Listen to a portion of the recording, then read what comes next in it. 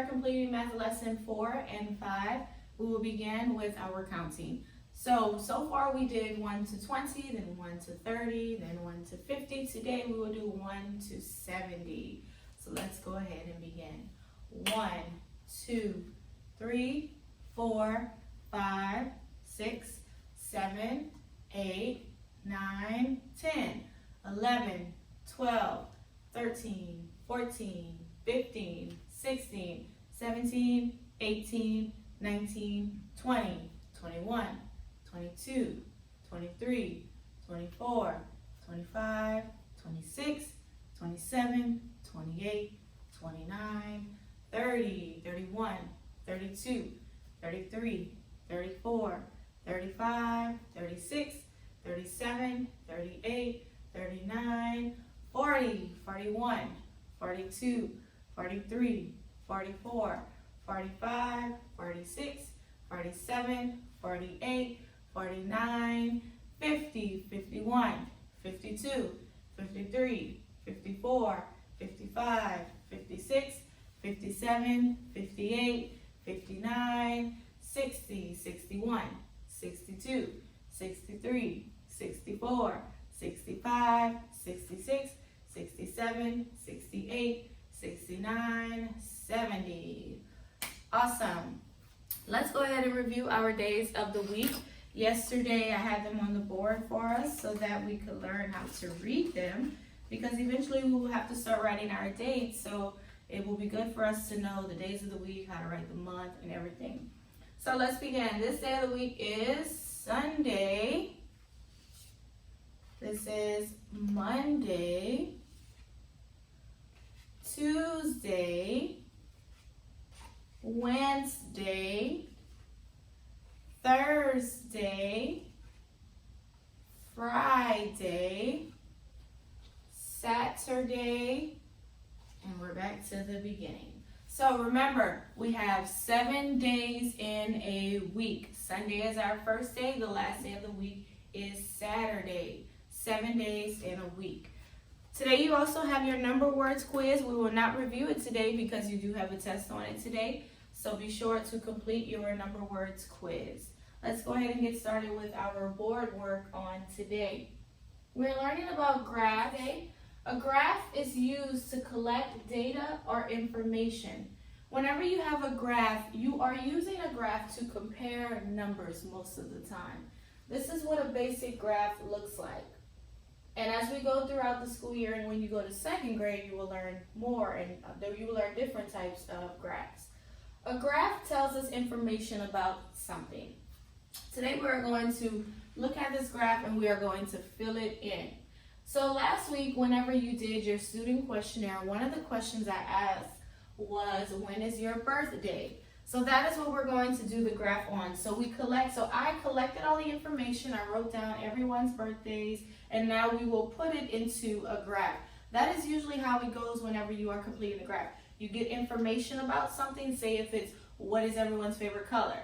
What is your favorite food? You get information, you ask a bunch of people, you get the information, and then you can put the information on a graph, which is easier to kind of compare it and see which one had more, which one had less.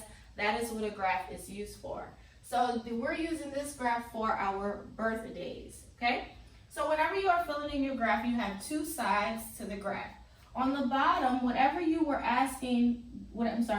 collecting the information about, the question that I asked was, when is your birthday? You put that down here. So when I asked everyone, what is your birthday? I will put the months down here and I will fill them in as we go through it so that we can see whose birthday was in which month.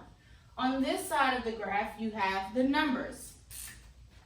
So I start with 1 and I'm going all the way to 7. So what we will do is I'll go through the list of all the birthdays. Whenever someone has a birthday in that month, I shade in a box. That's how you start to fill in your graph. You shade it in according to how many number of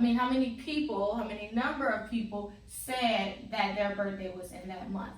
So let's begin with January. Whenever I asked the class whose birthday was in January, only one person had a birthday in January.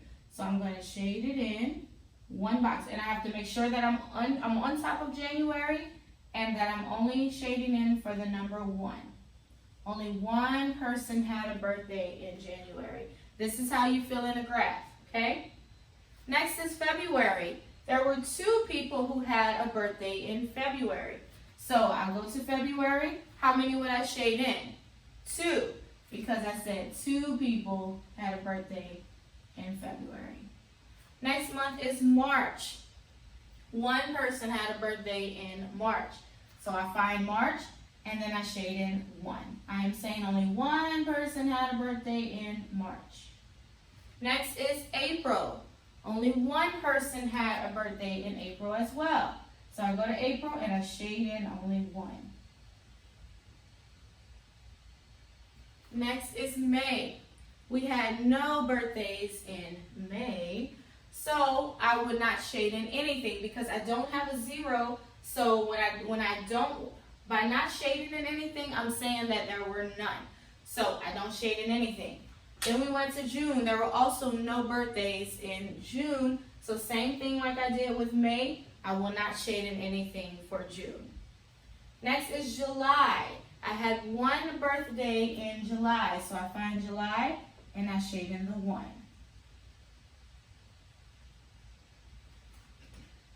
Next we have August. We had no birthdays in August.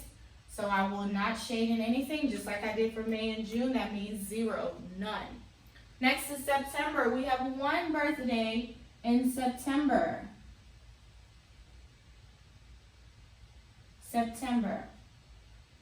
Next we have October. We had 3 birthdays in October.